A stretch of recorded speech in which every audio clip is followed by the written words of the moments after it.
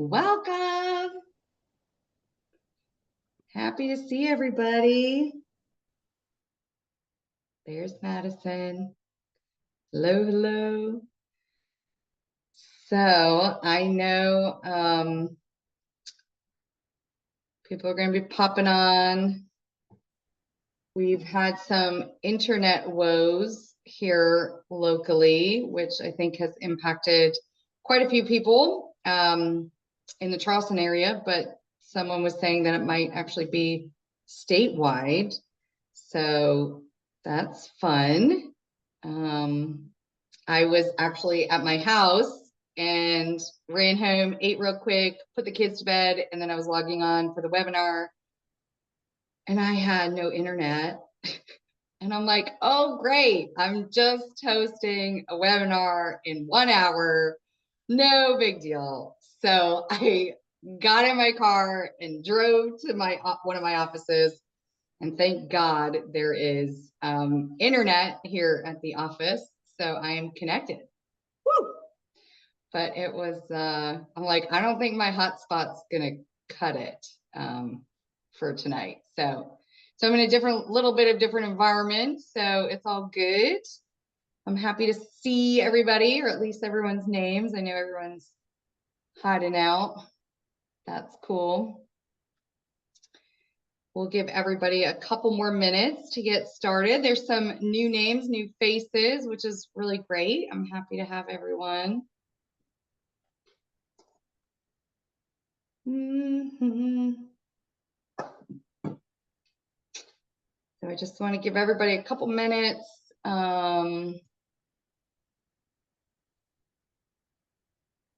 And then we'll get going. We'll have some fun.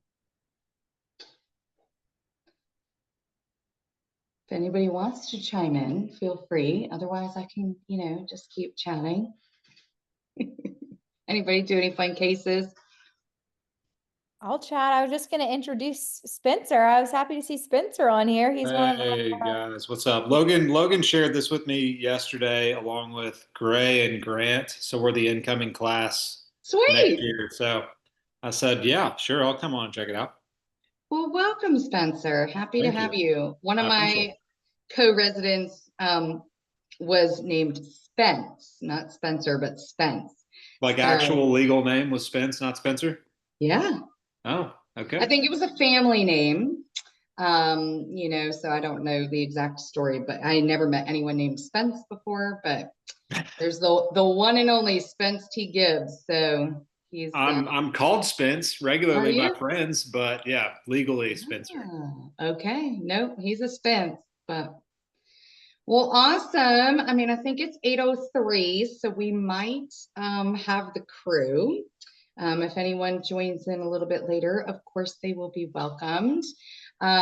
So just for new faces and new people joining tonight, the reason or the purpose that this came to be is because I have the joy of talking to a lot of new endodontists and young doctors, and there's a big disconnect between what we learn in private practice and what is really actually relevant or important in the real world or private practice.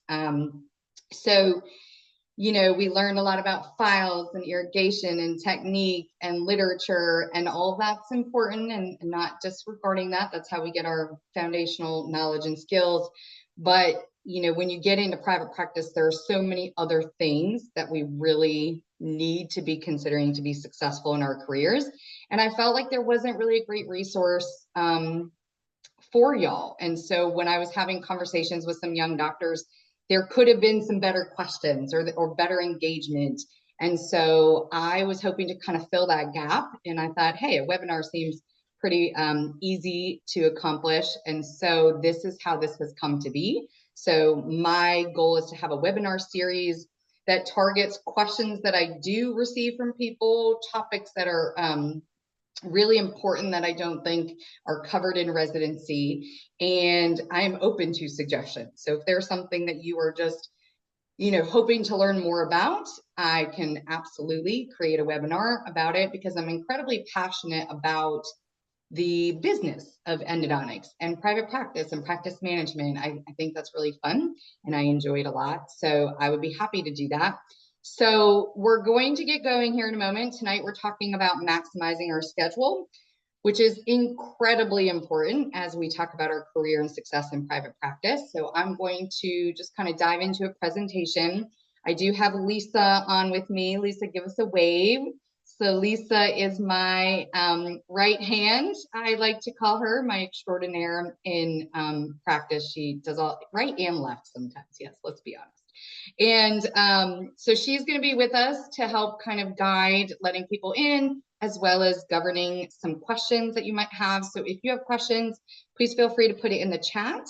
If it is relevant to like what we're talking about at that moment, she can poke me, interrupt, and we can talk about it. Otherwise, we'll have some great open discussion at the end of the presentation.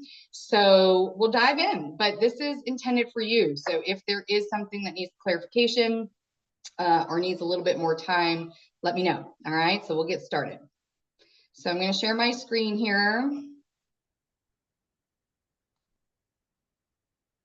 All right, and I am just confirming everybody can see the screen. So you should be able to see my presentation. Thumbs up. I love it. All right, so we're going to get rolling. So today we're talking about, this is what I titled it, before joining an endo practice, what residents should be evaluating for their job opportunities. And today we're specifically talking about making every minute count, streamlining your day for peak performance, and really maximizing your schedule. So why is scheduling so critical to production and growth? I mean, it seems like it should be well understood that, hey, your schedule really has, the huge impact on how much you produce and how your practice can grow and improve. But, sometimes we see people who have been doing 3, 4, 5 endo cases every day for the last 30 years as an endodontist. So to me, that's telling me that there's some gaps in that knowledge of how important the schedule is and how we might be able to optimize our schedule better. So we're going to talk about all of that tonight. So the link between efficient scheduling and long-term career, like what is that impact? So I like to think about it this way. So if we could just save 10 minutes per hour, that would be equivalent to 32 days a year. So if we could cut off 10 minutes an hour in our procedure, that's 32 days a year. Okay, it's going to get even crazier. That's 2 full months of patient care. That's assuming that you treat patients 16 days out of a month, which is 4 days a week, which is pretty standard for a lot of practitioners. That's 6 additional years over the course of a 36-year career. So if we could shave 10 minutes off of our root canals or our procedures per hour, we literally could have 6 additional years over a 36-year career.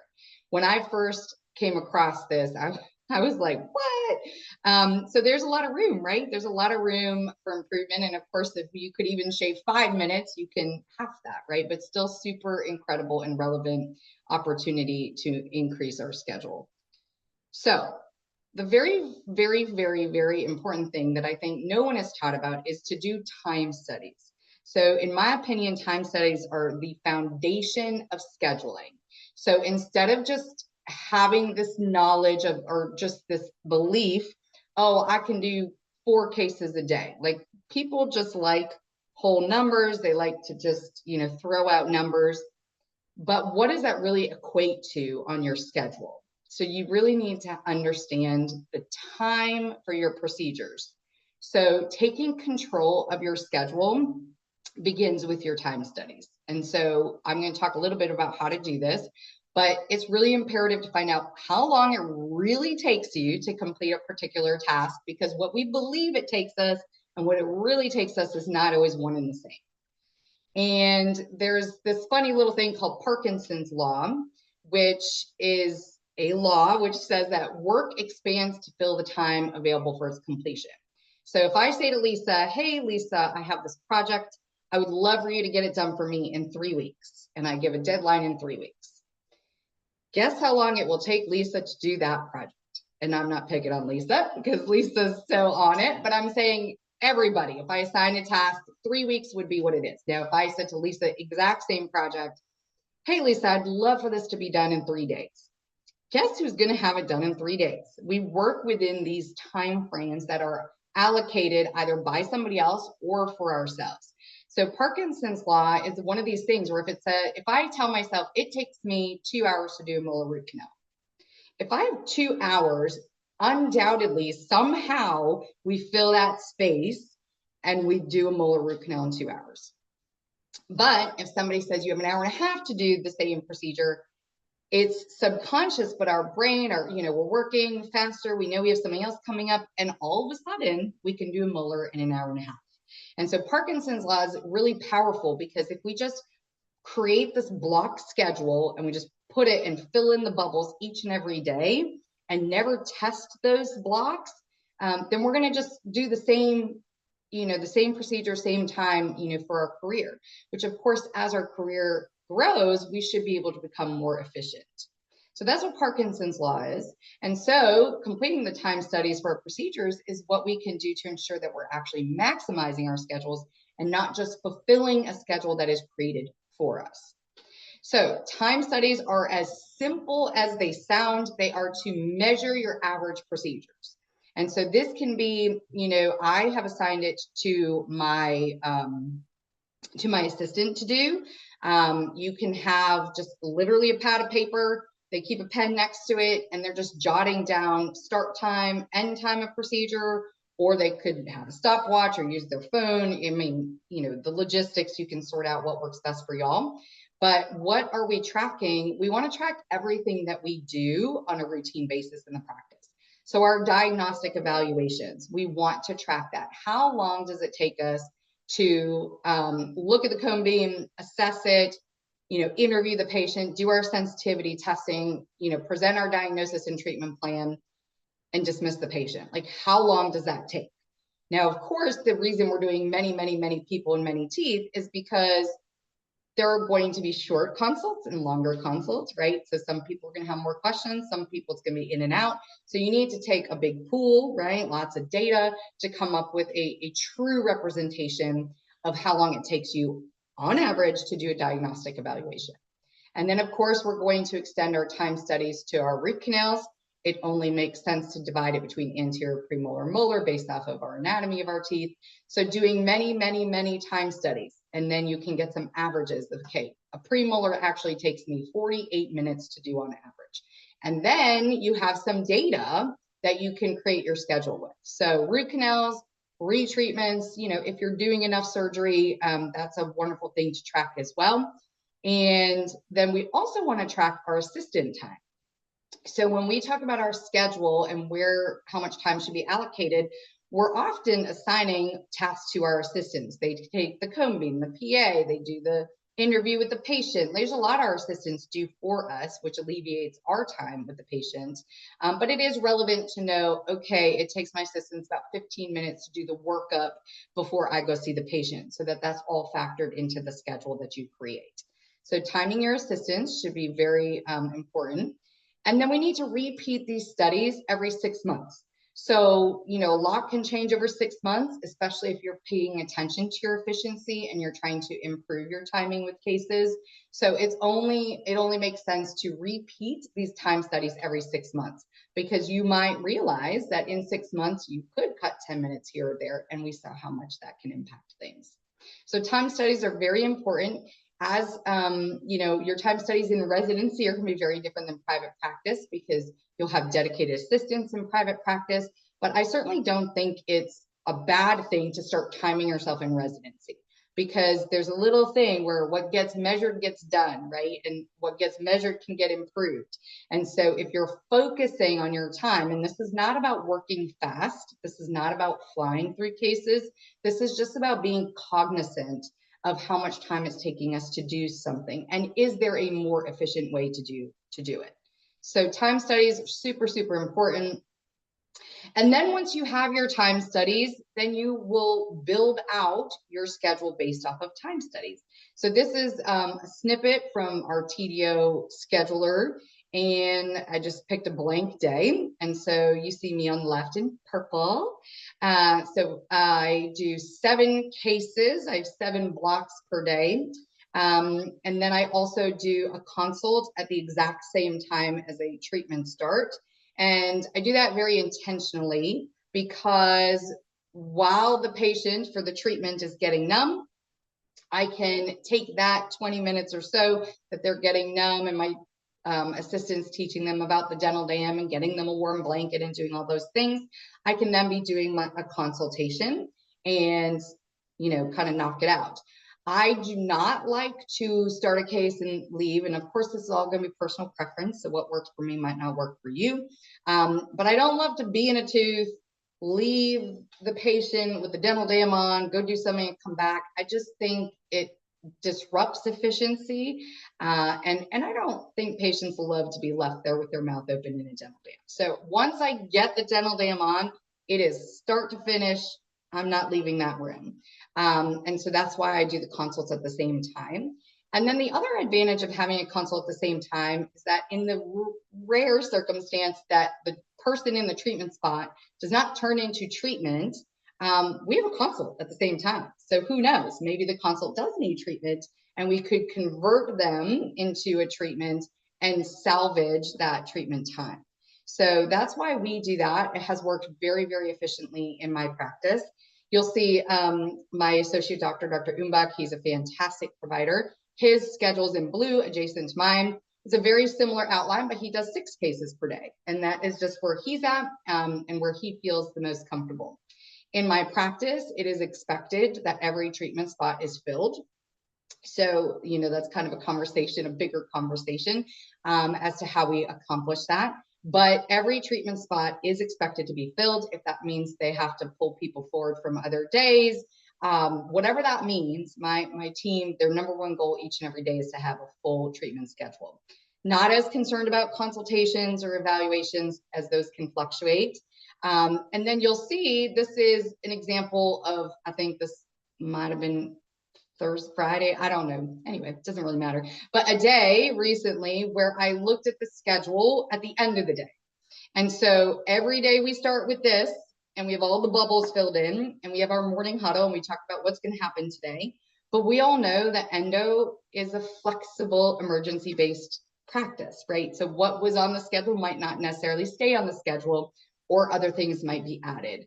And so I prefer to do my surgeries first thing in the morning, so that I am fresh and they're fresh and I don't have anything else to focus on but the surgery. So I always do them at 8 a.m. I block my exams so that I don't end up with maybe one of those long talking exams to disrupt my surgery time. So I do block it for those. And then the rest of the day is just rocking and rolling with whatever comes along. My team is, totally fine to put in an extra consult here or there in that third column. I always find we can make consults work really no matter the schedule. But I would say that what your schedule starts with is not always what it ends up being. And we know that we just have to be flexible with endo. That's just the name of the game.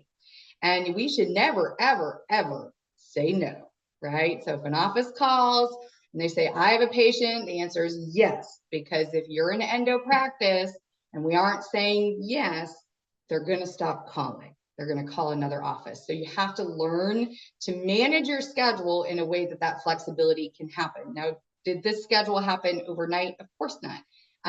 But what I'm hoping is to kind of teach you some things that you can focus on to build your career so that you can have a schedule like this. And this isn't an easy day, a regular day. This is not a stressful day. I am not panicking. I'm not running around. I mean, this is just a day.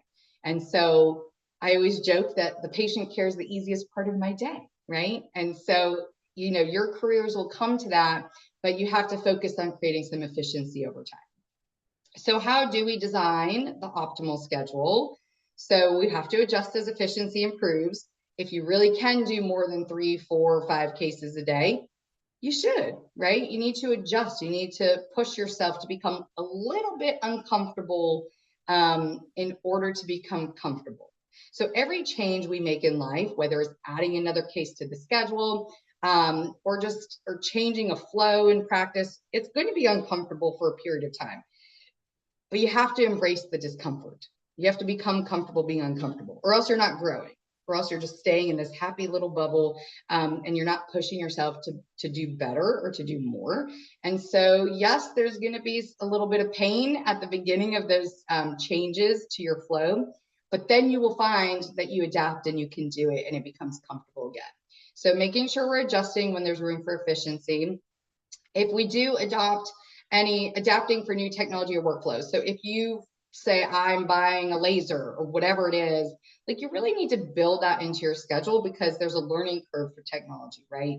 So it would be probably not the best idea to just throw the technology in, but keep your schedule as it has always been because your workflow has changed. And so you need to, if you're going to introduce new technology to the practice, I would say that you should intentionally be looking at your schedule, and it's hopefully for a short period of time before you become accustomed to working with it.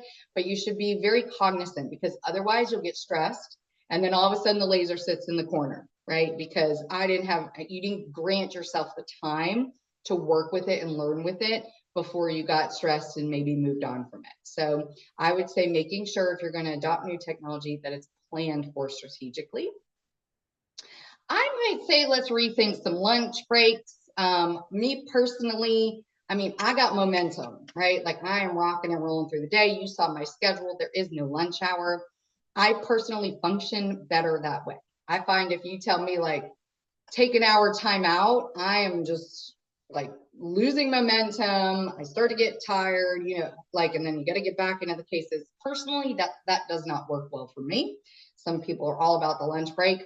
But I will say, if you don't take an hour lunch break, and let's say you work 4 days a week, then that means you have 4 extra hours of production a week. So you really worked 4.5 days in 4 days. So for me, I think I just like to eat on the run and drink on the run and whatever. My team jokes like I'm only allowed to use the bathroom once a day because I got to stay busy.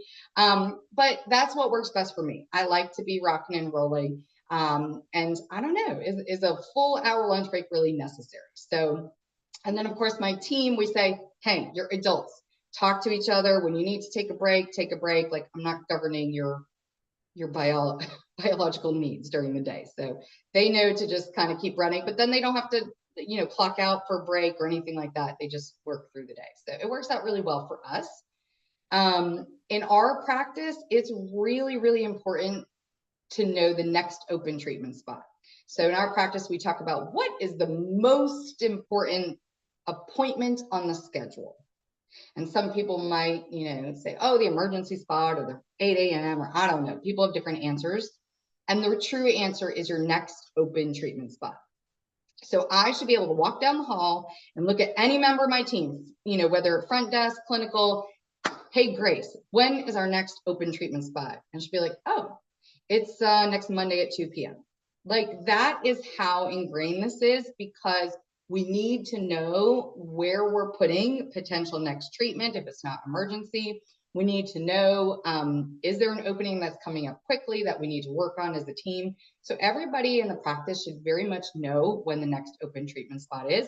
And if they do, that means that they're managing and governing the schedule like with intention. So super important. And I am very, very focused on protecting treatment time. So what does this mean? Lost treatment time, so meaning you have someone in a treatment spot that does not turn into treatment, or the patient doesn't show, or whatever it might be, is lost production time that can never be recovered. It is gone in that moment, and it can never be recovered, unless maybe you have a consult you can shift over, which sometimes saves the day, but it's lost time. And you're there in the practice, the team's being paid, and it's just production you can't get back. So for me, it's incredibly frustrating to have lost treatment time. So in our practice, we govern our schedule in a way that there has to be supporting evidence before assigning a patient to a treatment spot. So we can't just have a patient call and say, I saw you on Google, I need a root canal number 19. Can I have an hour and a half of your time today? Like that's just not that's not going to work, right? Because we don't know this patient, we don't have any x-rays, we don't know if they really need a root canal. Like there's so much behind that. And that's true of our referring offices too. Our referring offices will call and ask for treatment for a patient. And that's all fine and good. And we receive that information, but we subsequently verify that information. And so I'll talk about referral and x-ray in a minute, because that's critical to making sure that you have a truly confirmed schedule. And so I know as a clinician, like we're thinking just root canals, but if we aren't focusing on the schedule and helping our front desk team appropriately schedule and reviewing what's on the schedule, then we're going to lose this production time. So it's on us to be a big part of this process as well. So if a patient calls on the phone and they're a little unsure, or they have a lot of financial questions, or they're super nervous, whatever it might be, if there's some uncertainty, or maybe they're being referred for 4 teeth, like that's a better diagnostic evaluation. Let's meet you, let's figure out your true needs, and then we'll schedule from there. In our practice, we do same day treatment. I know some practices are everyone's consult first and then treatment. And in some cases like this, it is completely appropriate to do an evaluation first. But in some cases, like patients in pain, it's pretty clear endo, like why not schedule them so they can be one and done? And in our practice, we do single visit endo like 98% of the time. All the studies show no difference. Patients don't want to see us once. They definitely don't want to see us twice. So we're very big proponents of single visit endo when it's appropriate. And patients appreciate that because they get in, they get out, they don't have to come back. And not for nothing, it also saves on your materials and your time. So I'm a very big proponent of single visit endo, but it has to be appropriately scheduled. And the patient's desire for same day treatment, unfortunately, does not override scheduling criteria. So we will have patients, they'll be like, yeah, I want it all done one day. I want treatment same day.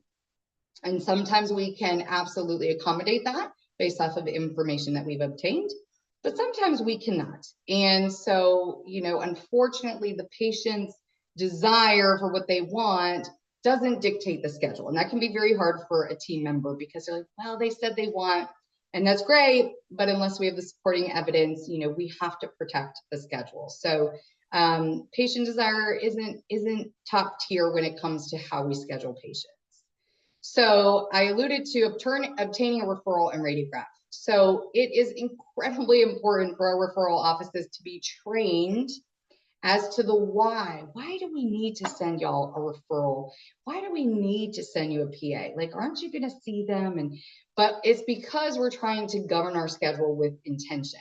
And so when we do teach our teams and we do lunch and learns, and Lisa is the queen behind all of this, she's going into the offices and she's explaining why we need this information.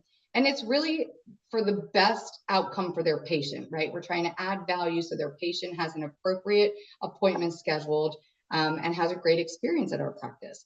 And so if we get the PA and we know what we're looking at every day, right? Virgin tooth number 18, you're like, oh, well, maybe there's a crack at play and maybe that shouldn't be a treatment spot. And maybe we need to consult and talk about options with that patient. So a lot can be told by the PA that they send to us, as well as the referral, right? So the patient thinks I'm coming to you for a root canal, but maybe Dr. Jones' referral says eval for possible treatment, restorability ? And that's what's on the referral. And the patient's calling us and they want same day treatment. Well, that's not what that referral is telling me, right? They're telling me that it's not a slam dunk case and there's probably some questions that have to be asked before we can afford them treatment. So really important, but we have to train the referring office to do that because otherwise we become a pester or like a pest. Like, please send us the referral the next day. And we don't want to be that, but if it's great because our best referring offices, they'll call, they're saying, we're referring you Johnny Smith, and we're going to email over the referral PA. And we're like, oh, right? Because they're doing it because they know it's important and we've trained them. And so any new office that we work with, we go through this process of training them. And then we get to stop asking because they know that it's super relevant and important to us seeing their patient. So then once we get this information, well, what do we do with it? So I am blessed to have some really great dental assistants that are just so bright and have been in endo for a long time, and they know what they're looking at just as good as best as I know. And so they're looking through 2 business days ahead for the schedule. They're opening up every single treatment spot, and they're looking at the documents that we have in the organizer for that patient and reviewing the PA and the referral. And if they see something based off of their knowledge that they're like, that has a massive post, number 8, maybe that's going to be a surgery and not a retreat, but it was referred as a retreat. They're going to know, you know what, I bet, because I know Dr. Estes well enough that she's going to recommend surgery, so we should move this person into a consultation. So they look through it and they help guide our front desk team members because they're not clinical, so they don't know quite the nuances that the clinical team does. And they might say, hey, you know, based off of this, I really think it should be an evaluation. And then we can modify ahead of the day, right? We don't want to be making changes same day because then schedules fall apart. If they're not sure, that's what I'm here for, right? So they'll be like, hey, can you poke in the John Smith's record and let me know what you think about the PA they sent? So we have this dialogue and conversation so that we're doing our best to review what's in our treatment before that treatment arrives on the day of. So we have the clinical team, they're checking everything out. And then we really do adjust what we call our reservations, not our appointments, if there are any red flags. So if we think there might be a fracture, maybe there's a restorability question, we will make that modification to protect the schedule. And by all means, if the patient comes and they're like, oh, I thought I was getting treatment today, I have that candid conversation.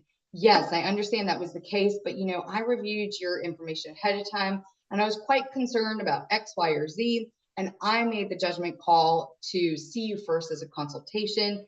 And we really want you to have an optimal outcome. So I wanted to make sure we had the opportunity to talk about everything before jumping into treatment. If you have that candid conversation with patients, they're like, oh, okay, well then, you know, and if we can accommodate them staying and maybe squeezing them in to do treatment, if it really is necessary, then we'll do that. Otherwise they can come back and, you know, most people are very understanding. And it's really important to do it at least 2 days prior because we don't want to check this the day before and 2 treatments fall off the schedule. So we really need to be doing this 2 business days prior. So for Tuesday's schedule, you know, we're checking everything out on Friday so that we have time to adjust if we need to. All right, y'all. And then we need to confirm reserved time. Like we need to make sure the patient is confirming everything, right? We can't just give you treatment time and walk away from it. So we need to confirm and reconfirm every reservation, okay? So we have literally have patients scheduled at 4:30 p.m. for an 8 a.m. and not show up. I don't know how this happens, but it does. And patients just need some repetitive reminders. And so what does that mean? What is a truly confirmed appointment? That includes financial responsibility, okay? So your oral health investment, as we like to say. So it's really important for patients to know before they come, what is the anticipated, you know, financial responsibility for the visit.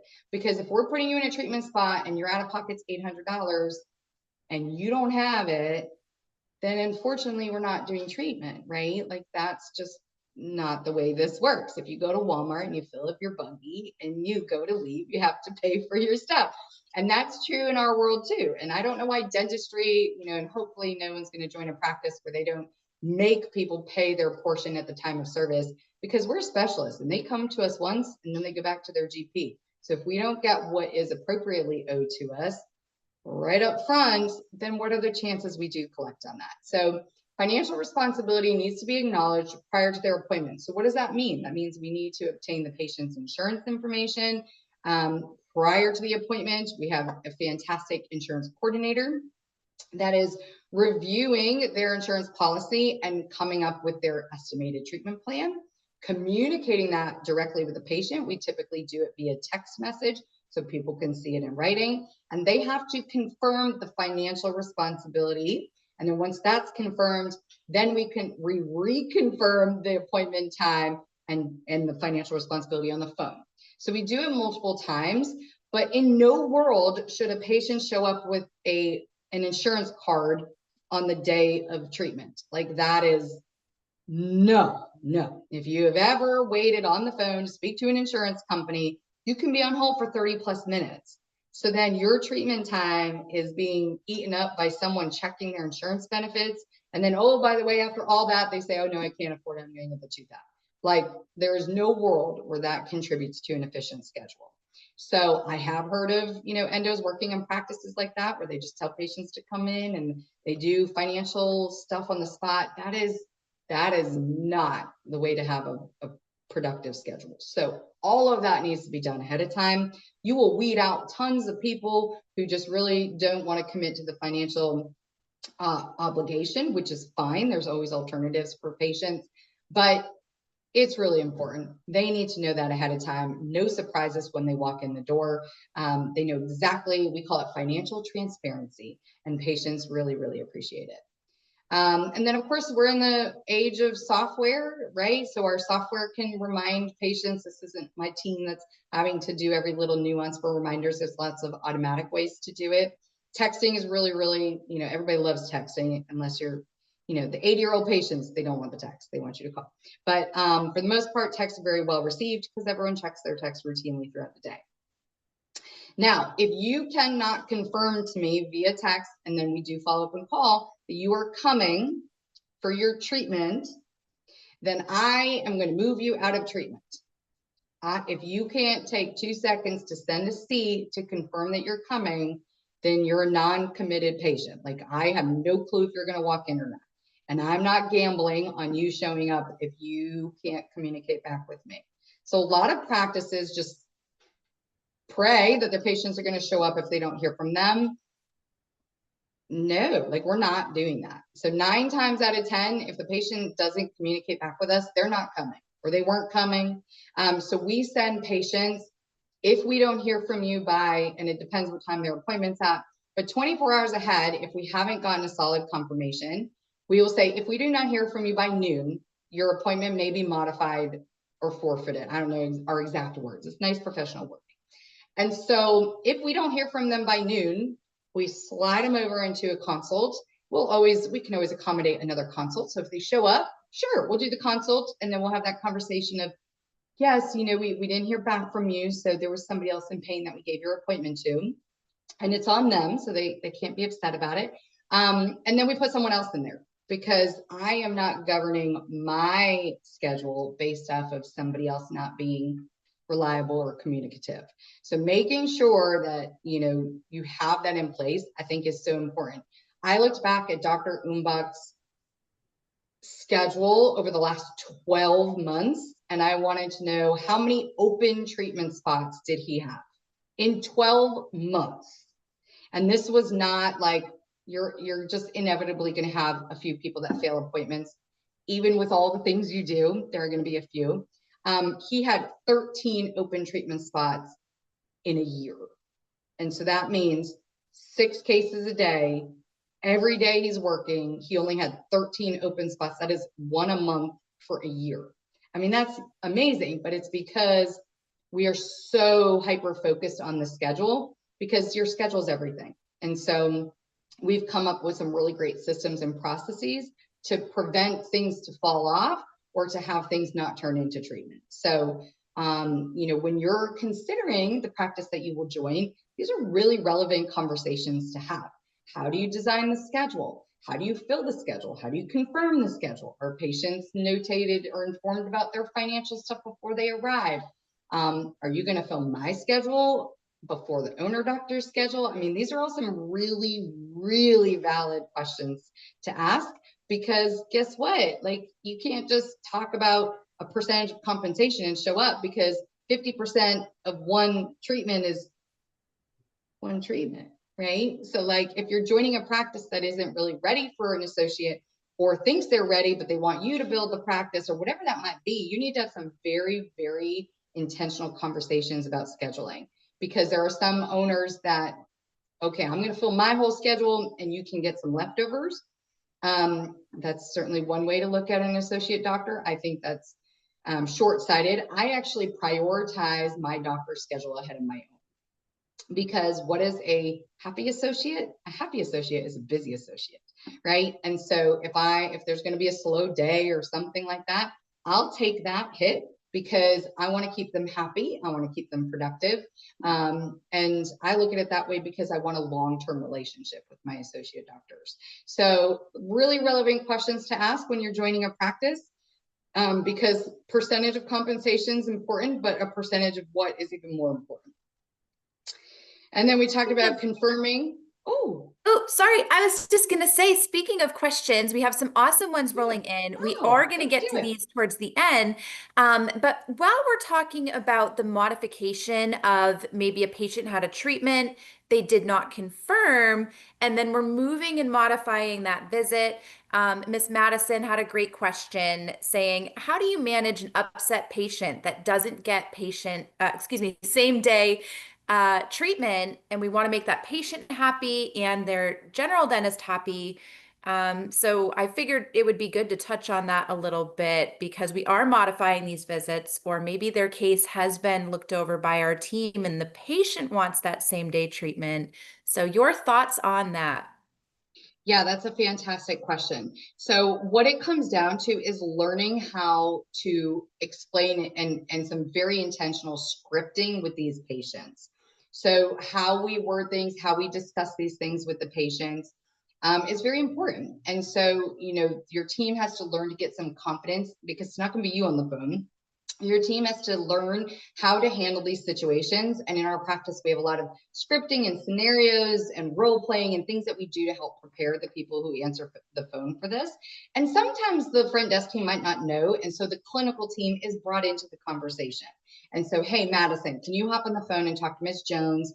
I was explaining to her that we'd like to see her for a consult first. Then she really wanted treatment and she's upset. And so then my clinical team member can get on the phone and, of course, discuss, and it has to be on, layman's terms, things that they can understand. We really appreciate that you want same day treatment.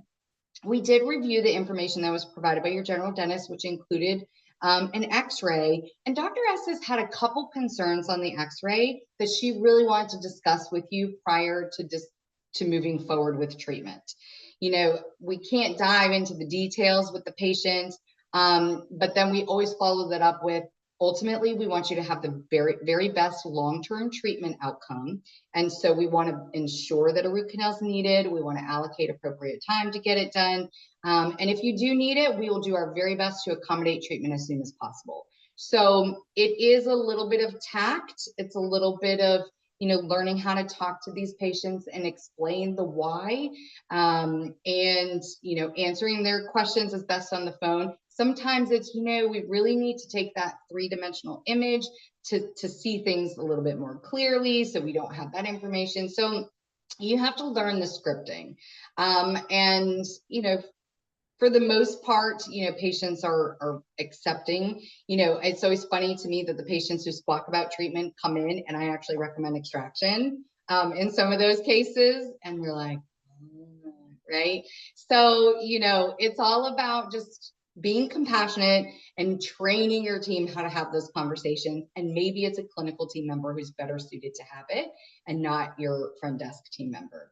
And then the ones who get modified because they didn't communicate, that one's as simple as, Ms. Jones, we sent you 3 texts and we called you 4 times yesterday and we weren't able to get through to you. And then they're like, oh, it's right here. Your 4 text messages. And they're like, well, I didn't read it. Okay. Well, so then they're kind of in a position where there has to be some personal ownership of it. But then again, we emphasize, but no problem, you're here. Let's do our evaluation, figure out what you need and get things moving. So it's, it comes with tact and time on how to handle these patients. And really the referring doctors, unless it's like super pain, like they just want them out of their hair. They're like, just go, right? I got other things to do. So send them to endo. And so when that patient leaves the GP, like they're gone out of their head, right? So your GP is not like, Madison, why didn't you treat that case? Like they don't know when you treated them, how you treated them, like until they get your report. So there's very little pushback from offices, I would say you have to see them the same day. You have to see them for at least the evaluation, but you don't have to promise them treatment. As long as you're saying yes to the referring office and then taking control of the situation when they come to your practice. That's what I'd say. And it does come with time and a trained team. And I always say to my team, if the patient gives you grumpy Gus, like, I'll waltz in. I'm happy to talk to them, right? And they receive me a little bit different than them sometimes. So this is also where your chair side, manner comes in. I know that's not like the topic of today, but being able to read people, EQ and understanding upset patients and being able to have those conversations, because how you explain and handle these people is going to dictate if they leave happy or not. So you really have to be able to have those challenging conversations with them, and you'll get better at them the more you have them. So good question, Madison. All right, cancellations. I'm going to touch about this really, really quickly, but cancellations, in our practice, you can't just call and be like, yeah, I'm not coming to my appointment, like without getting some, oh, I'm so sorry to hear that, Miss Jones. Is there, a reason that we can attribute to you wanting to cancel your reservation with us? And it's a dialogue, it's a conversation. It's not my PCCs, patient care coordinators. They're not just willy-nilly saying, sure, let's cancel. What about next week? We get a little bit of, information from the patient. Maybe they're not sharing that it's a financial thing, or, maybe they're nervous and so they're putting off care. And so my team is trained to ask a few questions. And they do, say things like, oh, I'm so sorry to hear this. Dr. Estes was really looking forward to seeing you. And she had asked about when you were going to be on the schedule, and she wants to make sure she sees you before your symptoms return. They learn these scriptings and these things, and it's trying to prevent the cancellation if you can. And sometimes you can save the appointment, sometimes you cannot. But I will say that sometimes patients, their GP gave them an antibiotic, right? And all of a sudden the tooth's feeling better, so I don't need to come anymore. So my front desk team, the people who are on the phone with them, are really well trained as to, I know your symptoms have improved. That's kind of like a Band-Aid because of the antibiotic, but symptoms will return, the pathology is still there. So like they know to have these conversations. So it is not just a cancellation and they move on. They have to explore that a little bit, and they have to re-educate the patient sometimes on the phone. I would also say that less than 24-hour notice is a failed appointment. And in our practice, if you fail a treatment appointment, then you have to pay a deposit. It's $200 to get back on the schedule. So if you fail an appointment, okay, that's one time, but you're not going to do it twice, right? Like that's just not going to happen because you've already played with my schedule one time. So if you fail, don't show up, or you cancel short notice, you do have to put a deposit down to get back on the schedule for treatment. Now that deposit goes toward your treatment. So it'll go towards your treatment cost. And if you come to the appointment, then it goes towards the treatment, and it's just basically confirming you'll be here. If for some crazy reason you put down a deposit and then you don't come, that's a non-refundable deposit. And we keep that $200. It does not go towards your treatment. It is non-refundable. And then at that point, for those patients, in my practice, I say same day only. So you have now 2 times messed with my treatment schedule, which is so very important. And so if you would like to return, I'm not giving any more treatment appointments. And if you would like to come in, you can call and say, hey, I have some availability today to come in. Do you have any openings? And we would consider a same day appointment. So all of these things, super important because you'll see the same patients cancel, reschedule, cancel, no show, reschedule. Like not doing that, because it's my precious schedule. So you might not be committed to your appointments in life, but I am. And so we take these steps to make sure our schedule's really nice each and every day. So that's about that. And just about failed appointments. So no-shows cost about $3 to $4 million in lost revenue over a career. Get your head around that, right? This is not like, oh, great, the patient didn't come, I'm going to scroll Facebook for an hour. Like, no, this is this is your life. This is your production. This is important. So making and taking steps like I just talked about will help minimize cancellations. We talked already about reviewing everything, because failed appointments are often monetary things for some patients. So they need to know ahead of time what their finances will be. And then in our practice, we call or text immediately if a patient's late. So I know that sounds like, well, that's a little crazy. If your appointment's at 8 o'clock and I wait 15 minutes to find out if you're coming or not, what are the chances that I'm going to be able to salvage any of that time? Like, not likely, right? But if I call you at 8:01 and your appointment was at 8, and I get you on the phone and you're like, oh yeah, just pulling to the parking lot. We're like, so great, we'll see you soon, right? But what happens when I call 8:01 and they're like, oh my gosh, my alarm didn't go off and I'm not going to be able to make it? That's a different situation. So now I still have my full treatment time. And now I can be like, okay, let's call the next one. Let's bump the next one up. See if they can come early. Let's try and convert the consult and see if they can stay. So there's opportunity to like salvage the spot, but not if you wait too long. So I never will understand that whole wait 15 minutes to talk to the patient, because they could tell you at 8:01 the same thing they're going to tell you at 8:15, that they're not coming for whatever reason it is, but you still have an opportunity to try and pivot and salvage the time. A quick thing about unscheduled treatments. So sometimes we have patients that are referred to us and they don't come, right? So they get referred, but they never schedule. Or they came in for a consultation and we recommended treatment, but then they didn't schedule when they departed.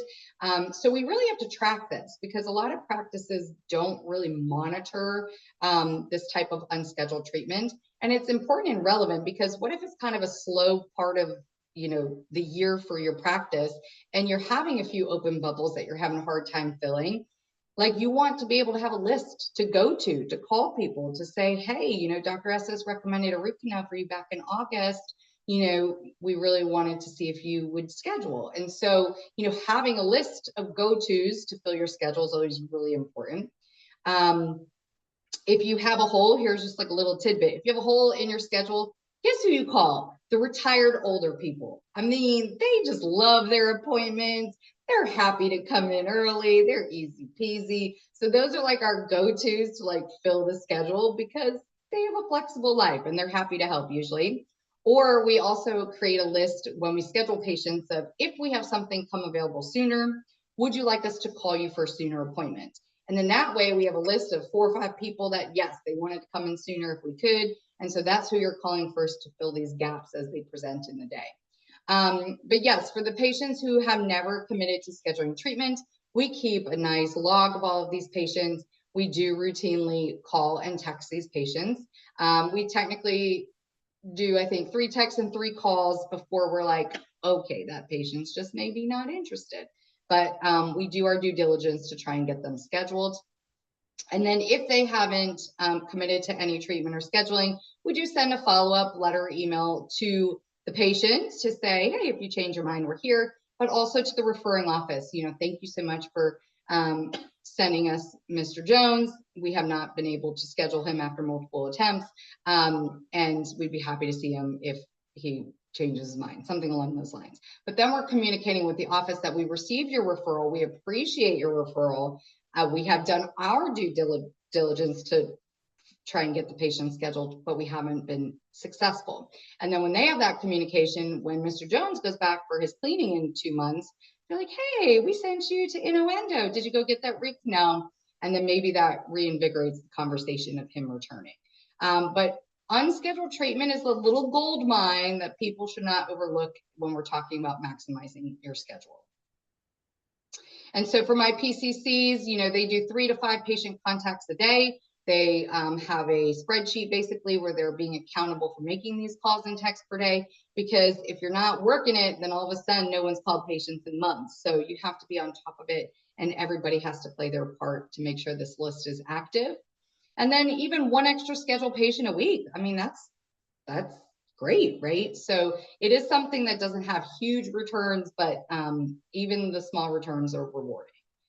Our team has to be super educated on overcoming scheduling objections, right? So if the patient checks out, I've told them they need a root canal, they get to the front desk, and all of a sudden there's, they're trying to get them on the schedule for treatment, and there's gonna be all kinds of objections, right? So I'll check with my wife, I'll come after vacation, right? There's a lot of that. I gotta check my schedule. There's a lot of that, but you can't force someone to schedule, obviously, but you can have, okay, Miss Jones, well, your vacation is next week. How exciting. I'm going to put on my calendar to check up on you on the 14th, and we'll touch base and we'll talk about your schedule and get you back for treatment. So then you're telling that patient, I'm hearing you, but I'm going to do my due diligence of following up with you to get you scheduled after that commitment. And so, of course, you better be sure my team is documenting that on the calendar so that when the 14th comes, they are following up with that patient as they said that they would. So there is ways to kind of come over these objections. If they say, I got to check with my spouse, great, I'll have you chit chat with them. We'll call you on Friday just to touch base and see what you've decided to do. So follow-up is a very important thing. So always following up. And, when you're setting that timeline, you got to honor it. So if I tell you I'm going to call you Friday, we better call you on Friday. So my team is very diligent about that. And then patients are far more likely to schedule close to the evaluation. So the further away they get from me telling them they need a root canal, the more different things in life come into importance, right? And so the further away from the evaluation, the less and less likely they are to ever schedule. And that's true for bills too. So if a patient owes money, the sooner you can get them to pay their bill or schedule, the better, because the further out you go, the less likely they are going to do so. And so when patients are leaving, if they did not schedule treatment, we should not make an assumption as to why they didn't schedule. Maybe it is a money thing that they didn't want to talk about. Maybe they're nervous, all of those things. So in our practice, we've created a really informative brochure, very easy to read. And it basically talks about, the main reasons why someone won't schedule. Right. And so we talk about the myths of root canals. It's going to hurt. It takes forever. Like all these things are in this brochure so that, we encourage them to review that. And hopefully we're going to help educate and overcome some of those objections that they have to scheduling. So they always leave with information if they don't schedule. All right. So what practice potential do we have? So there's growth potential in every single practice. And every practice has about a 30 to 50% growth potential over 3 years. And so if you are committed to gaining efficiency in your schedule, getting more productive, that opportunity is there in every single practice. And this is from Mark Levin, who's like a guru of practice management. So this is not Monica Estes saying this. Mark Levin has preached this for many years. And we should aim for about 18% annual production growth year over year. And so if we're setting daily targets, we should be able to meet that. So it looks something like this. For 2026, we want to have this revenue. This is our target, 18% higher than last year. And then we're going to break that down per month, break that down per week, break that down per day. And so this is our target for the day. And so what do we have to do to be able to achieve that from a scheduling standpoint? So if you're just scheduling to schedule with like no particular goal or target, I mean, then, if you don't set a goal, you won't reach it, right? But if you're setting a goal with an intention, all of a sudden there's something to work toward. And an annual production goal is a great goal. And maybe you have one for each year that you come out of residency and where you'd like to be in your career over the coming years. And so setting goals is really important. And then making sure that you're setting up your schedule to achieve those goals, right? So if you have this crazy goal that's unachievable, then you're going to set yourself up for failure. But 18% is a totally reasonable growth trajectory year over year. And so then you want to monitor your monthly numbers, right? So a rolling 12 months. So you're not looking at like January to December. You're looking, so we're in almost October, but we're in September. So you're looking at September of 25 to September of 24. What happened in those 12 months? Because if you're just looking year over year, like you're gonna miss these like big things that happen because you're only looking at your numbers year over year. So instead of annual, it should be a rolling, what we call a rolling 12 months. And so if there happens to be some decline, And so maybe August was not as good as July, and you're like, well, what happened here? Then you investigate it then, right? Maybe referrals were down. Why? You want to catch these things very early, because if you're not reviewing your numbers and you're not reviewing your goals and where do your numbers align with your goals, then you're not measuring anything. You're just kind of showing up and working a schedule without intention. And so watching your numbers, both production numbers as well as referral numbers on a very routine basis, are incredibly important for achieving growth potential. So what are some things that you can do to boost some production? A cone beam for every single case. I think that I'm preaching to the choir with the residents here, because that's how y'all are being taught and trained. But when I was in residency, which was not eons ago, we were only taking cone beams for surgery, retreatments, and then like trickier diagnosis cases. Like that was it. We were not routinely taking cone beams. And so actually when I started my practice at a residency, I was still kind of doing it that way. And then I had a mindset shift and I was like, nope, I'm taking a cone beam on everything. And I can never go back, because the amount of things that you see or find on a cone beam that God forbid you were missing before is just mind blowing, right? So your cone beam is amazing. I don't need to preach to the choir again, but like y'all know, better outcomes, better diagnosis, exactly how many canals, your lengths basically. So it just streamlines your case. So if you can have all of that information and you're not hunting around for an MB2 in that rare case that the tooth doesn't have one, then you saved yourself 20 minutes, right? Because you weren't extending that time and energy to look for something that wasn't there. Or you just have a better grasp on your case, because it's a roadmap before you get into it. I will also say that, earlier in practice, when I was only doing it sometimes, it was really confusing for patients, right? Because how do you quote a patient for like, this is what it's going to cost if she doesn't want a 3-dimensional image, and then this is what it's going to cost if she does want a 3-dimensional image?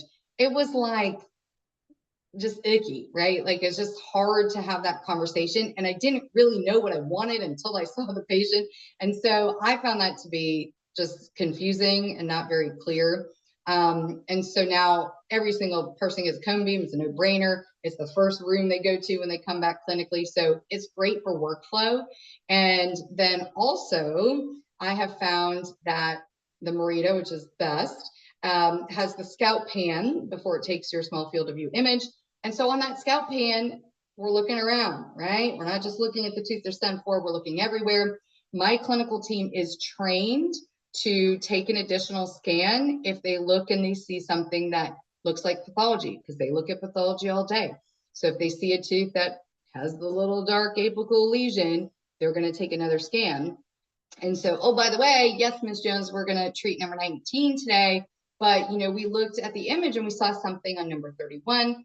We're not doing that today, but we wanted to inform you this is what's going on. And we'd really like to treatment plan that for you and have you come back on another day to treat that other tooth.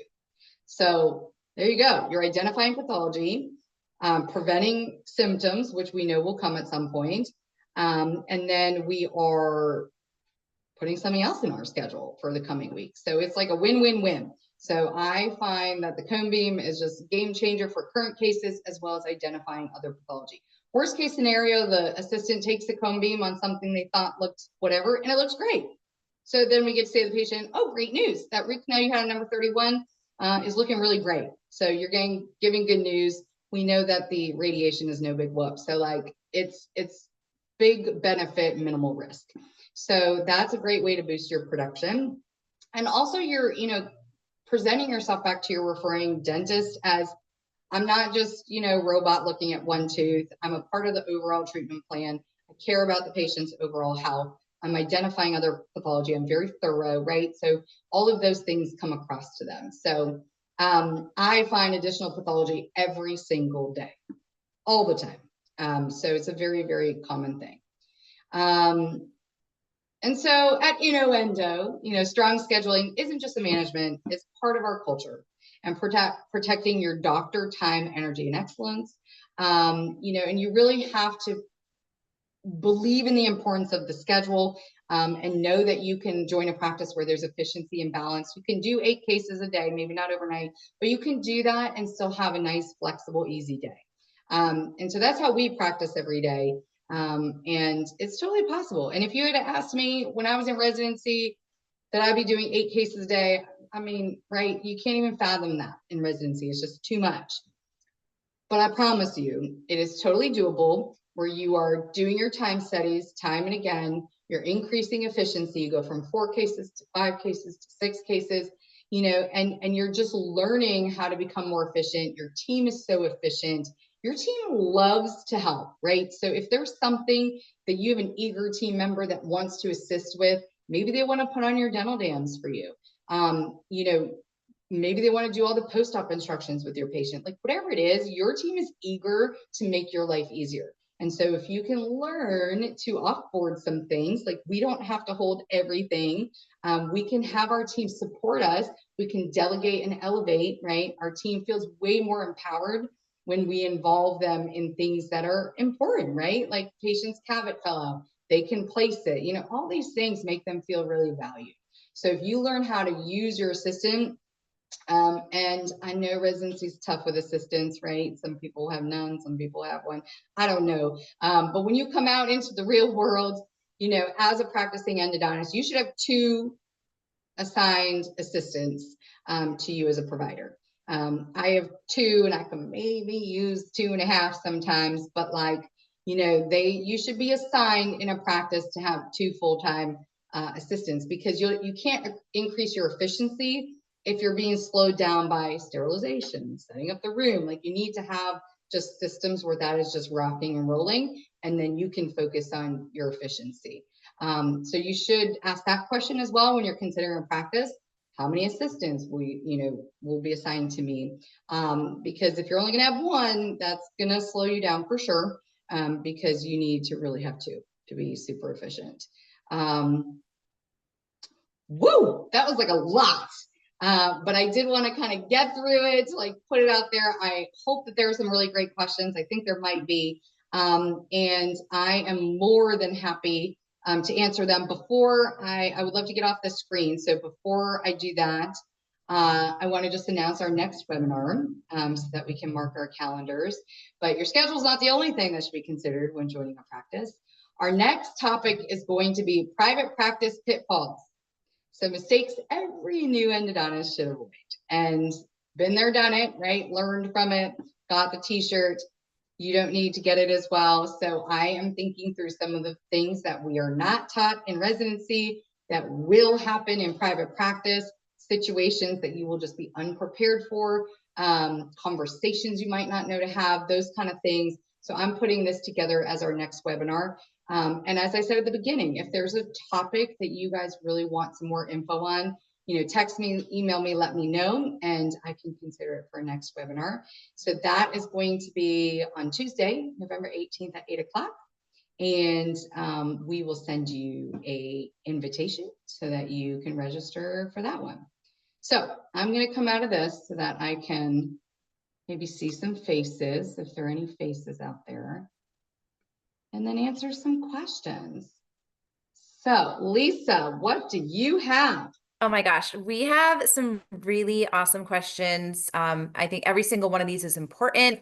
I'm kind of thinking let's go in order, just because we want to get all of them. So, and some of them are kind of related. Okay, so we're going to start with, do some cases take longer than anticipated? How do we manage that? Examples being calcified canal, difficult canal to negotiate, a fractured file.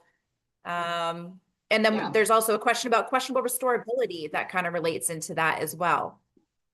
Yeah, fantastic question. So you will see on my template that I had there that like all of my blocks are the same, right? So I don't have big blocks, little blocks, because life just doesn't happen that way, right? So, you know, people might be like, well, I want to do all of my retreats in the morning.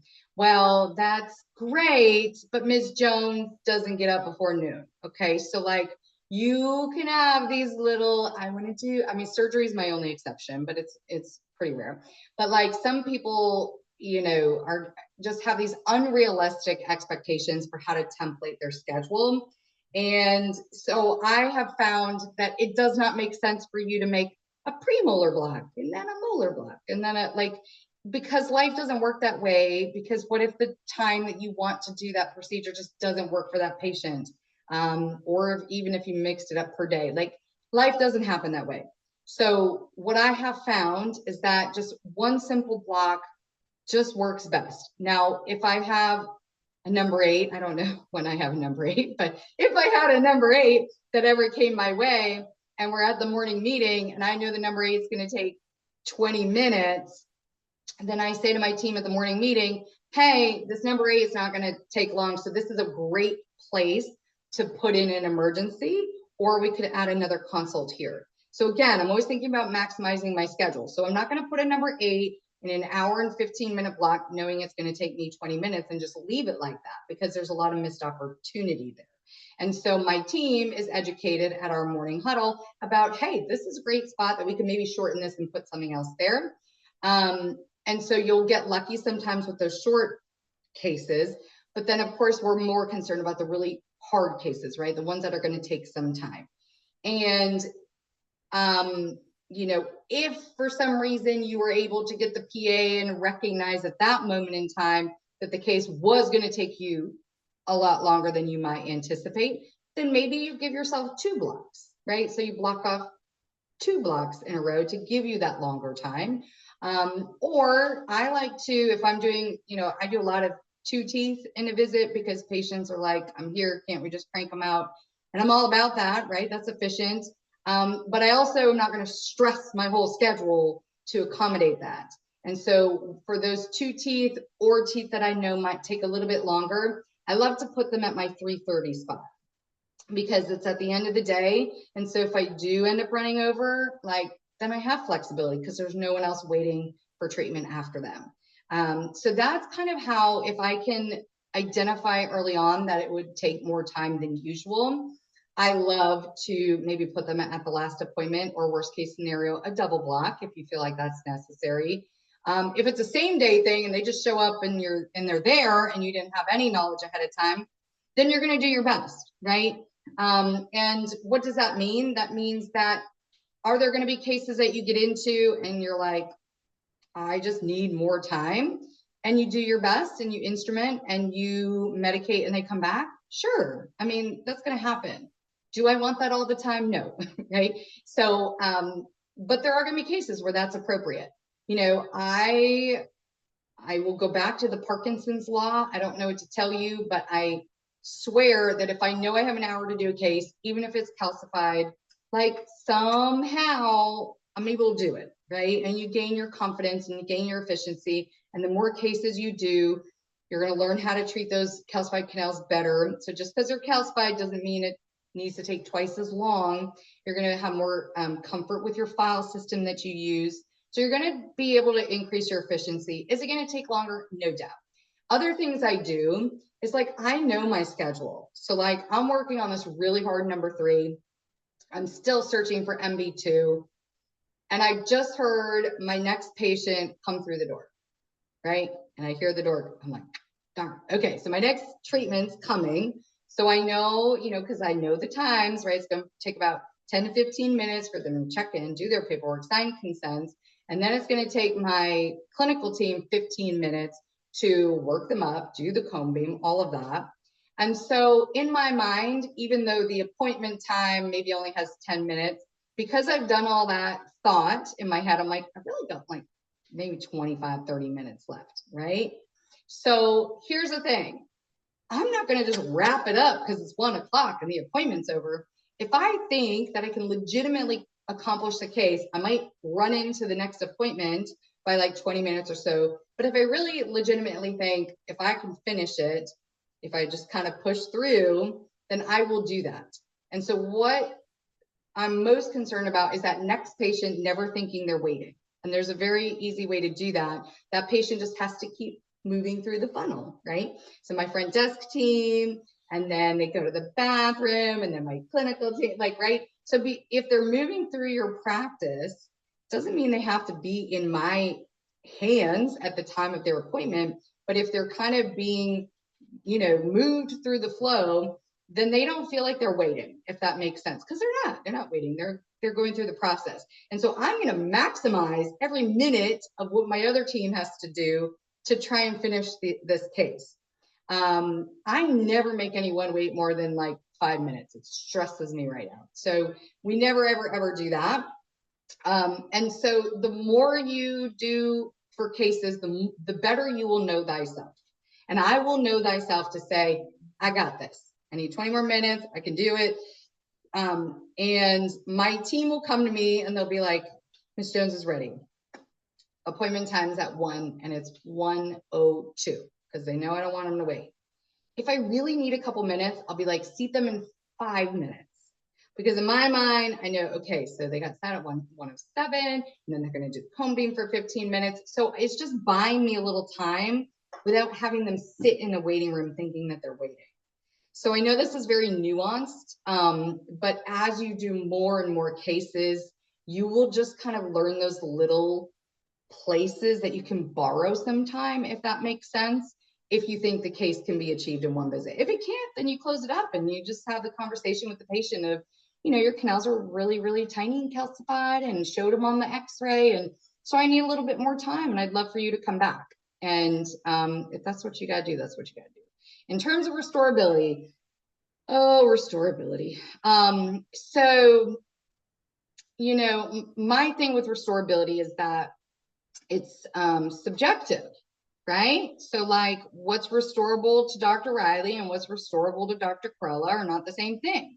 And so multiple doctors can have a different opinion on the same case. The joke of you put 10 dentists in a room, you're going to get 10 opinions. I don't think that's false. I think it's true. And so in that regard, you know, I literally sometimes look at the case from the scope of who that dentist is, because I know it varies from provider to provider. But we're not the restorative doctor, right? Like we're just not. That is not our role. We're not the ones doing the crown. So it's ultimately not our call to make. Now, does it get put on our plate sometimes? Sure, right? And I was a general dentist for 5 years before I became an endodontist, so I have a really good grasp on restorability, I think. And so sometimes I do make the call. I just think it's restorable, or I know it's not restorable, and I make the call. But for those kind of in-betweenies, I make the general dentist make the call. And so what I mean by that is, you know, I have all of the contact info for my GPs that I work with. And I take, you know, a picture of my cone beam, right? Maybe showing the deepest depth of the decay, showing the bone, whatever. I text it to them and I say, hey, Mr. Riley's here and this is the tooth. You know, what do you think about restorability? I make them make the call. I'm not going to ever do a root canal if it's pretty questionable and then have them go back and then have them recommend extraction and then have a really grumpy patient. Like that's just not great, right? So we got to determine that at the front end of the process. And I really, you know, I do think it's very important for the GP to make the decision. Now I can provide some resources, whether it's cone beam slices or whatever, to help them. Maybe I take a bite wing, but you know, it's their call. It's their call. And so if I'm wishy-washy about it myself, then I do put it on them to make the decision. And sometimes they send it to me and I don't think it's restorable, but they did. And that same tactic works for that. Sending a little cone beam like, ooh, seeing, you know, Mr. Jones here, and that looks pretty deep. And I know it's not restorable, but I want them to say, oh yeah, that doesn't look good. I think we should extract. And so again, it's kind of like, I want them to own the restorability process, because to me, if I say like, that's not restorable, then they're just going to always feel confident to be like, oh, she'll tell me if it's restorable or not. Like, and I don't want to be in that world. So I try and always put it on them to make the decision. And so that's worked well. But yes, you're going to have those come across your plate sometimes. Very good. And I think that leads to one of our next questions. Do you leave a spot open for emergency treatment? So I know we kind of touched about understanding the schedule and identifying some of those easier cases at that morning huddle and, you know, identifying those ahead of time. I think in our practice for emergency treatment spots specifically, traditionally maybe like your Friday afternoon spot, or maybe have 1 or 2 right after a long holiday weekend. But I don't know that we typically have one every day. I mean, you should have opportunities every day where you can fit an emergency, but specifically holding those blocks. Your thoughts, Yeah. Dr. Estes? Yeah, so some people love the emergency spot. I think a lot of it depends a little bit on, you know, your practice, your demographic, your referral base, like how many emergencies you get a day, right? Like if you're a practice where you're getting 3, 4, 5 emergencies a day, then yeah, you probably want to account for that, because that's going to be really hard to accommodate on a routine basis. Our practice, you know, I would say, I mean, it just varies, it depends, but I would say we get like 1 to 2 emergencies per day, maybe. And since we have, you know, I have 2 offices within, you know, 10 miles of each other. So if both providers are here and we're both doing root canals, chances are that we'll be able to accommodate it without having to designate specific emergency time.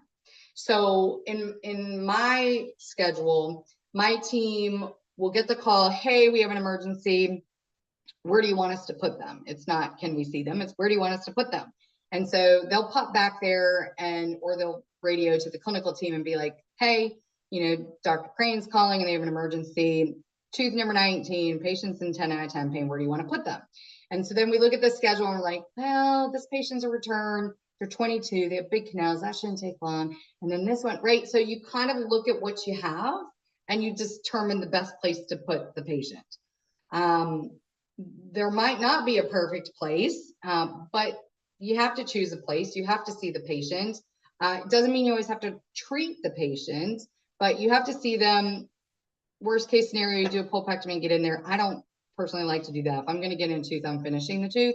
But sure, if the day's just crazy, like that's something you can do. So I do think it's a little specific. I love kind of a fluid schedule. So an emergency being popped in here and there doesn't bother me, and I embrace it. Other people, if you are a little bit more, that's going to disrupt your day or your mental, you know, happiness for the day, then create the emergency block. The only risk with the emergency block is it might not get filled. So if you just happen to not have an emergency that day, we talked about how valuable our production time is. That appointment may come and go and never get filled. And then it's, to me, a wasted opportunity. So in my mind, I would rather, you know, play a little chess with the schedule and accommodate somebody on an already full schedule than risk this open treatment time potentially every day. But I do think it should be educated based off of how many, you know, emergency referrals are coming into the practice. You know, if you're in this bumping demographic where you're getting a lot, then yeah, you should plan for it. So I do think it's a little case by case. As Lisa said, if we're coming up a holiday weekend or something where we kind of expect a little bit uptick in emergency patients, then we might template specifically for that as well. Wonderful. So we touched on this a little bit, but we do have, in terms of, are we doing anything different when a patient is coming in with either a zirconia or a PFM crown, and we don't know exactly what it looks like inside, and then when we start treatment and access, it's all just decay. Are we finishing that treatment, or are we trying to contact the referring office on what they want us to do next? Great question. So I don't do, I mean, going through crowns, I feel like that's all day, every day. So I don't do anything different from a scheduling standpoint going through crowns, because it's more often the case than not that we're working through crowns. You know, I mean, but you'll get to the point where you access these teeth within minutes. Like that shouldn't be a hindrance to your process. You know, and sometimes you find decay in there, you know, but if you're taking your, in my experience, if you're taking your cone beam, you know, you shouldn't find gross decay under a crown with no inclination from your cone beam. Like, you should be able to see something that gives you a little heads up that there's something going on underneath there. You know, I actually did have one this week though that I got into, and it was it was surprising, but there was a ton of decay in there. And he had been symptomatic. So I did debride the canals. I put calcium hydroxide, and I did return. It was part of course, it's always part of a bridge. And I did elect to return the patient to his general dentist. In my report, requested that they cut off the crown, assess restorability. If it is restorable, they can return to me, in a provisional crown, and we'll complete the endo. So I personally am not cutting off crowns. I just talked about how I'm not the restorative doctor. So I just don't think that is appropriate use of my time in the practice. And again, it's subjective. So I could cut it off and think I could restore it and then send it back and they don't think they can. So I don't like to get into that game. So it's not super common. A lot of times when I'm accessing, I might find decay and I clean, as much as I can. But if it's not like rampant decay, and you saw, decent tooth structure above bone, like it should be restorable. So I think it's a little bit case by case, but with a good CBCT, you should have some inclination of recurrent decay that you might be wary of. And then you just make a clinical game time decision. If it looks deeper or something, I might say to the patient, like, Dr. Jones saw this recently, right? Yep, saw it last week. He took an x-ray. He told you he can put a crown on it. And the patient's like, yep, he did. And I say to the patient, okay, because I'm seeing this decay, it looks deep, so I just want to make sure that if we do the root canal, that they feel comfortable placing the crown. And they'll be like, oh, yep, he looked at it the other day. So like, then I'm getting some verbal, like the patient did have a conversation with their doctor. Worst case scenario, I mean, I'm never going to finish an endo if I really think it's not restorable, but I think your evaluation process should weed out, or your review of the PA that the referring office provided you, those types of things, like, should gear it towards an evaluation, maybe before treatment. And then you can have the opportunity to maybe have a follow-up conversation with the doctor about restorability and those kind of things. But that person shouldn't be in my treatment spot if there's any inclination that it's not definitely restorable, right? I'm not giving you that time. Very good. Also related, to piggyback off Ryan's last question, Spencer asked, so if we initiate treatment and later determine that the tooth is non-restorable after access, how are we handling that? Is there any portion of the cost that's refunded? Yeah, really great question, Ryan. So there is a code for a non-restorable tooth. And so we do use that tooth, right? So if we've dedicated time and energy to get into the tooth, and then it is deemed non-restorable, we do charge that code. So of course it's not the root canal charge, but it is still, obviously demographically, but it's like 500 something. It's not nothing, right, for your energy. But yes, there is a code. It's reimbursed appropriately by insurance, and we do use it in those scenarios.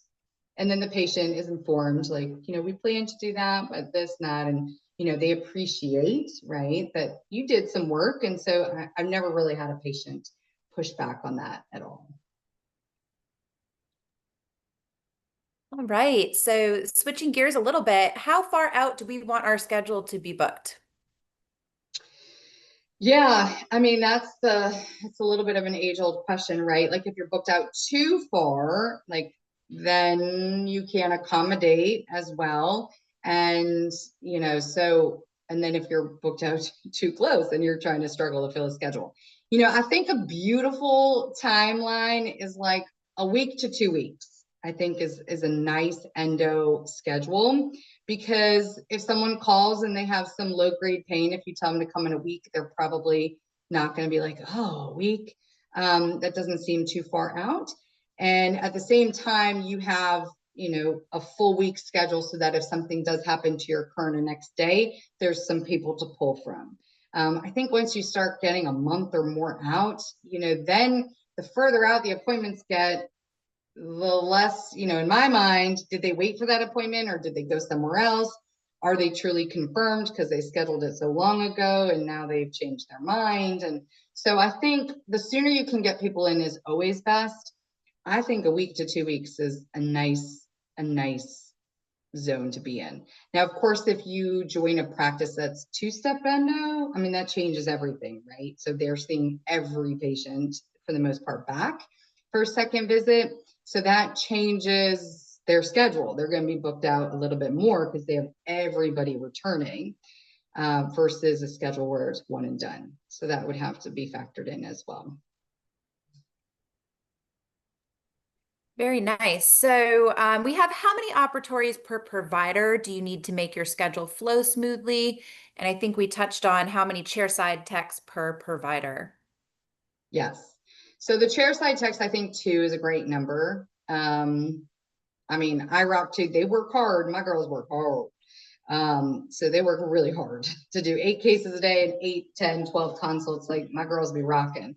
But if you have very capable people and you pay them well, 2 is sufficient. I think, you know, if you had 3, they would not have to be as efficient in their process. So, and I if think you 2's great. only have 1 and that assistant is out sick, Woo! you have none. So I think if we're talking important questions for a practice, you know, 2 is the dream number for sure because 1 assistant can handle it. But if you're only designated 1 really awesome assistant, no matter how amazing they are, if they're not there, maybe they need a day off sometime.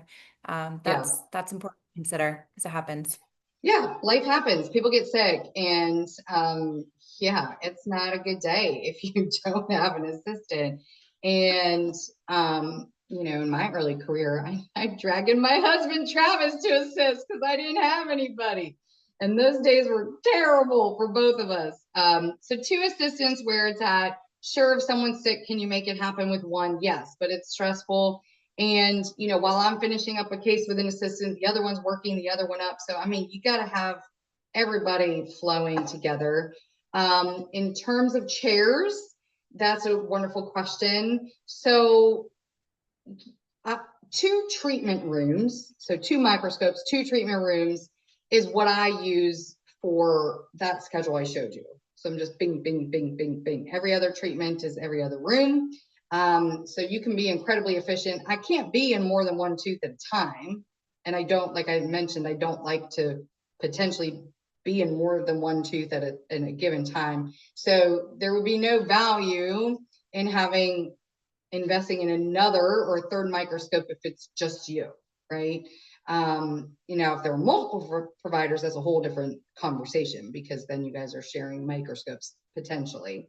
But 2 treatment rooms, you can have an incredibly efficient schedule. You know, 1 consult room is doable.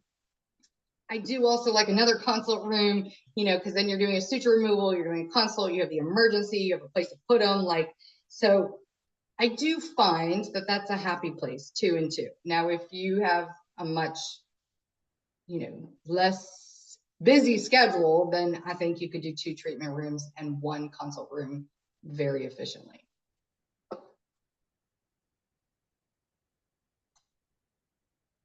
There we go. I'm back on now. Mm-hmm. Perfect. So, how often are we placing core buildups? Are we adding extra time for that? I think this is a really important topic about when and if that happens. Yeah. Core buildups. I would love to place my core buildups, right? I want to protect my endo. I did all that hard work. Like, let me put the icing on the cake. That's going to depend upon your demographic, right? So the GPs, for the most part, want the case back. They want to place the core buildup. They are the restorative doctor. They want the production, right? So that does make sense. And for the most part in our practice, patients are returning to their GP for the core buildup. Now, that being said, you know, I have educated and trained my referring offices that, like, I'll leave you post spaces, I'll place a post and core, I'll place a core, like whatever you want me to do. I think it's important for you to have those skills. Like, they need to know that if they ask that of you, you can place a nice restoration. That's important. And I tell them, like, hey, I'm happy to do it if you want me to. They need to know that, because sometimes they don't even ask you to do it because they maybe assume that you don't want to do it. And maybe there are some endo practices that are hands off for any restorative stuff. But if you're going to offer that in your practice, it's important to tell them that, like, I'm happy to do it. And on our referral pad, we have, restorative consideration. So there's a place for them to select that. And I think it's an important skill for you to offer to them. And I tell them, hey, if you have a patient, right, that patient that is just not going to come back for the crown in a timely fashion, like, please ask me to place the core buildup so that we can at least protect the endo, give the tooth some more time until they, proceed with the crown. So I do place that, encouragement upon them to ask for that in those specific cases. And it is doctor by doctor. So in our TDO software, we have the doctor profile and we have a little section on their preferences. And so we notate, Dr. Riley prefers blue sponge over cotton. He wants me to always close if I'm accessing through a crown. I have a fair amount of doctors that always want me to place the composite through the crown.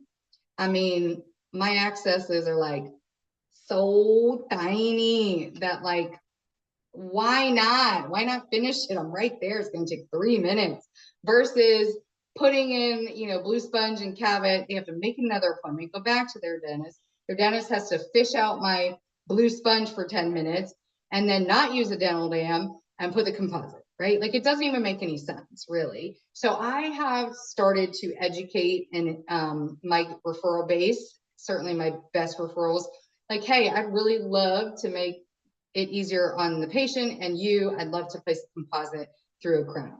And they're like, oh, yeah, sure, go for it. And so now I have that, like, in their record, okay, Dr. Mitchell, for every crown tooth, I'm placing composite.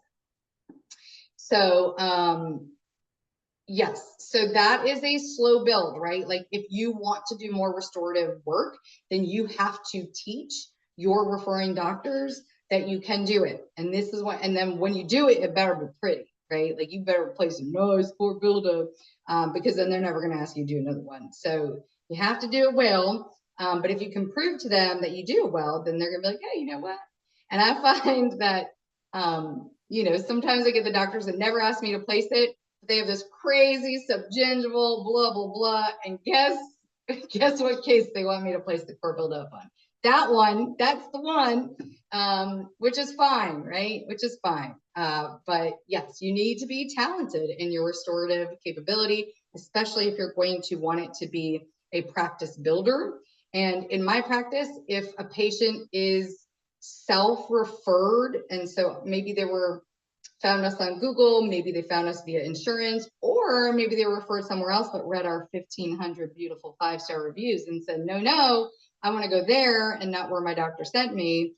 I'm always treatment planning the restoration, obviously not the crown, but whatever that restoration might be. Like, why am I going to give up the ability to protect my root canal and restorative production when I have no referring doctor to, like, be cognizant of, right? Like, so the only reason I don't place all the restorations is because the doctors want the case back. But if a patient's self-referring, my team is always trained. Those patients get either the composite or the core buildup, because why not? Like, I'm not protecting a relationship if they self-refer themselves. So that's always an opportunity to find some composites. In terms of time, no, I don't allot any more time. So, the ones through crowns take, as we know, just a few minutes. But yeah, you can have, some core buildups take just as much time as the endo, depending upon how intense it is. But I do not allocate any changes to my schedule time. So that just has to be one of those situations where I just gotta move a little quicker.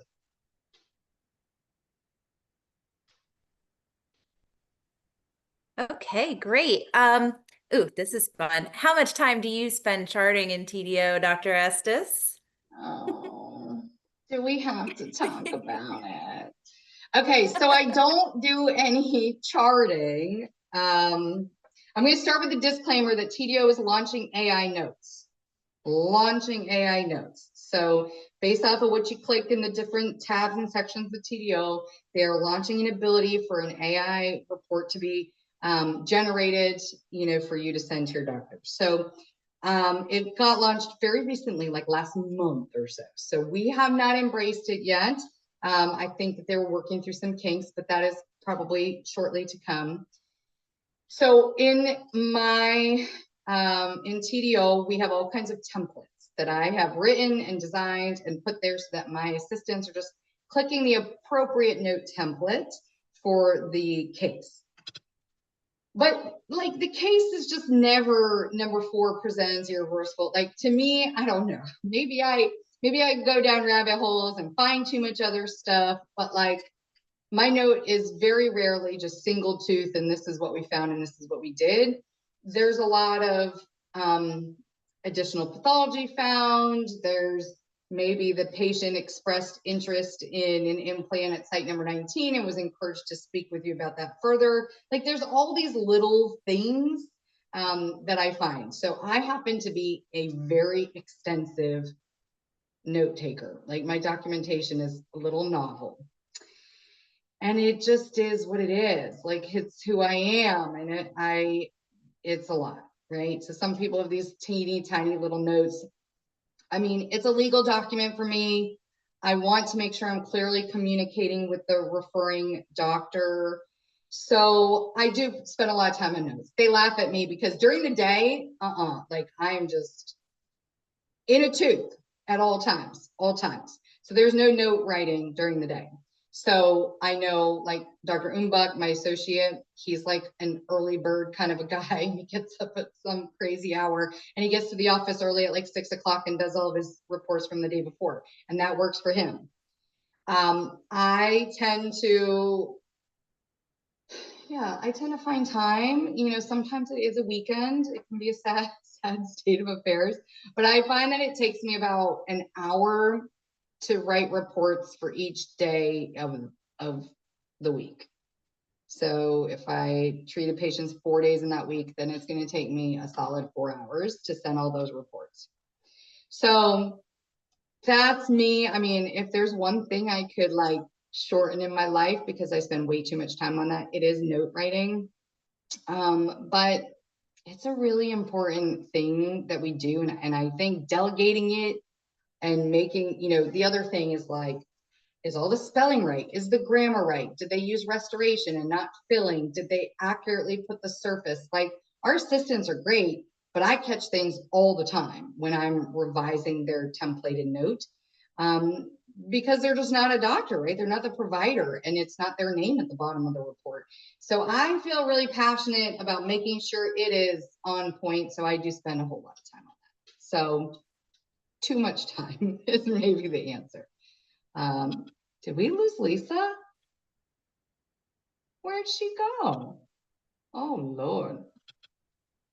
Well, we did have that internet challenge, so she could have lost.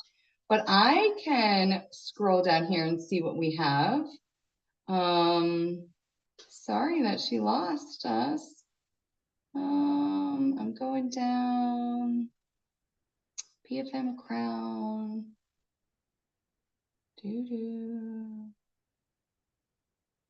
How far are you? Okay, we're getting up there.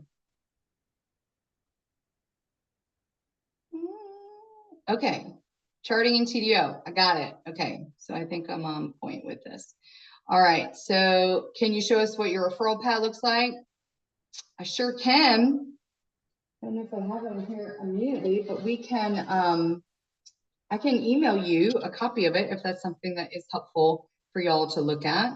But yeah, you know, how you design your referral pads makes a big difference on how much information you get from your referring office. So I put a specific section on restorative considerations. So do you want me to play something? But if you don't have any section for that, then they're not going to think about maybe restorative considerations. So how you design that is important for what you're going to get for information.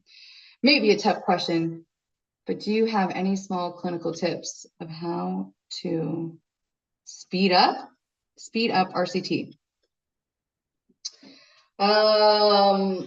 Yes.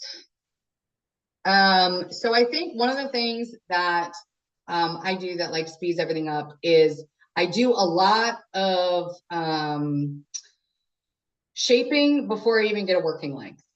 So I think sometimes we're just like, oh my God, the 10 file. We're just in there with the 10 file, right? And your 10 file won't go to the apex. So you're like, 10 filing it way too long.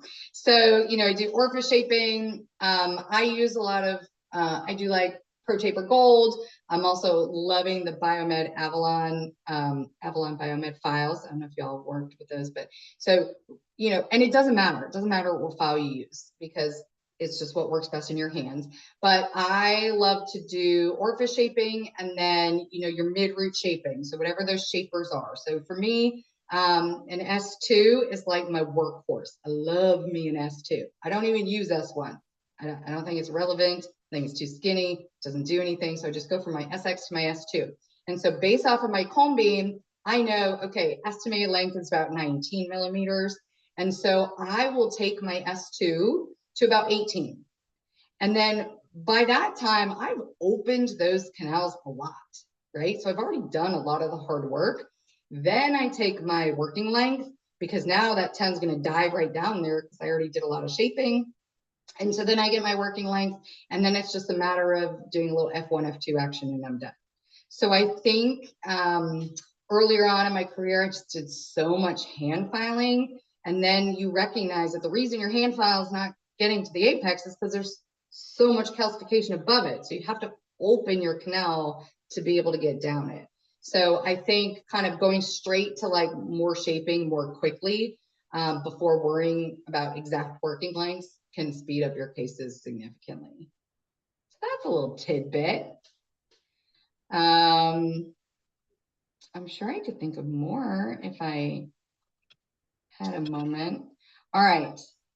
And I'm going to maybe cover some of that in the, you know, in the next, oh, is that the last question? I think that's the last question, y'all. I was like trying to scroll down, but it's the end. So I hope that was informative. I think when I was in residency, we didn't talk about scheduling. We didn't talk about any of this, but like your schedule is the lifeblood of the practice. It is going to determine your production, your efficiency, your flow in the practice. So it's a really important consideration. So, you know, when you're considering practices to join and what you're looking for, you really got to ask a lot of very pointed questions about your schedule. So I hope that was helpful, little kind of tips and tricks I've learned over time. And the next webinar, I'm going to talk about, you know, some mistakes, some pitfalls, some things that I think most young doctors do in their first couple of years out of practice and maybe how we could avoid those. So I would love for y'all to kind of share this webinar, this invitation with others, with friends, with endos in other areas, because I mean, I'm not getting anything out of this. I'm just sharing my experience because I think that there's a gap in our residency programs. And so I'm just trying to maybe fill a tiny piece of that gap. I did this week get invited to speak at Estes next year. Like, whoop, whoop. So I'm going to be talking at Estes. So if you're going to be there in August, apparently I will be too. But shoot me text or email if you have any specific questions or things that I can clarify or answer. We'll send you the invitation for the next one. And then like we've done in the past, we do send the recording along for tonight if you wanted to revisit or share it with anybody. So thanks for your time tonight, y'all. You better be saving some good teeth tomorrow. You got all the knowledge going, so save some teeth. And I'll see you next time. Unless there's any other questions.